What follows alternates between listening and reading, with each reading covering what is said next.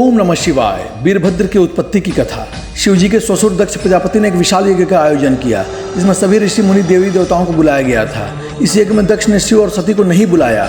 माता सती अपने पति महादेव की इच्छा के विरुद्ध अपने पिता दक्ष प्रजापति के द्वारा आयोजित इस यज्ञ में गई थी, किंतु वहां उनके पति का यज्ञ भाग नहीं निकाला गया और नहीं उनका सत्कार किया गया। अपने और अपने पति का घोर अपमान देकर सती ने यज्ञ के भीतर ही कूदकर आत्मदाह कर दिया। यह देखकर वहां हाहाकार मच गया। भगवान शंकर को जब यह समाचार मिला तो वे अति क्रोधित हो गए। उन्होंने दक्ष को दंड देने के लिए अपनी जटा से वीरभद्र नाम का एक गण उत्पन्न किया। उत्पन्न होते ही वीरभद्र शिव की आज्ञा से तेजी से यज्ञ स्थल पहुंचा और वहां उसने भूमि को रक्त से लाल कर दिया और बाद में दक्ष को पकड़कर उसका सिर धड़ से अलग कर दिया। इस घटना का वर्णन स्कंद शिव और देवी पुराण के बाद देव संहिता में मिलता है। बाद में ब्रह्मा जी और विष्णु जी के विनय पर शिव जी ने दक्ष के धड़ से बकरे का सर जोड़कर उसे जीवन दान दिया, जिसके बाद यह यज्ञ पूरा हुआ। इसके पश्चात वीरभद्र शिवगणों में सम्मिलित हुए। आइए अब हम नंदी के जन्म की कथा सुनते हैं। पौराणिक कथाओं के अनुसार भगवान शिव बिना किसी वाहन के ही संपूर्ण संसार में विचरण करते थे। एक दिन जब वह जगत में विहार कर रहे थे तो यम ने उन्हें देखा।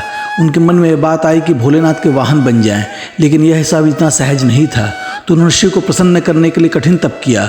यम के तप से शिव शंभु प्रसन्न हुए और उन्होंने यम को बैल रूप में अपना वाहन बनाना स्वीकार किया और वे बाल रूप में शिलाद मुनि को मिले। शिलाद ऋषि पूर्ण रूप से प्रभु की पूजा में लीन रहने लगे थे। ऐसे में परिवार के लोगों को उनके वंश की चिंता हुई। यह परेशानी लेकर सभी लोग उनके पास पहुंचे और गृहस्थ जीवन में वापस आने का निवेदन किया।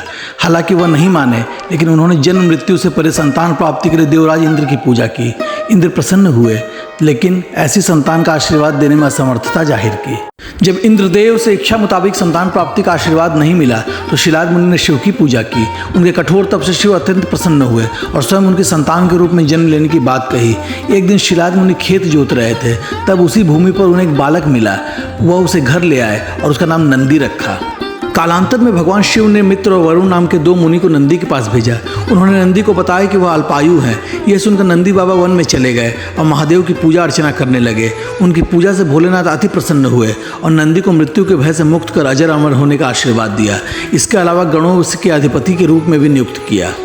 भगवान शिव ने नंदी को यह आशीर्वाद दिया कि उनकी पूजा से पहले नंदी की पूजा की जाएगी। यही वजह है कि हर शिवालय में नंदी बाबा की मूर्ति जरूर होती है। यही नहीं, यह भी मान्यता है कि अगर आपको भोलेनाथ से कुछ मांगना हो तो आपको नंदी बाबा के कानों में सच्ची श्रद्धा, पवित्रता और अटूट निष्ठा से यह बात कहनी पड़ेगी। वह भोलेनाथ तक जरूर अर्जी पहुँचा देते हैं और शिव जी भी मुराद पूरी कर देते हैं। धन्यवाद श्रोतागण।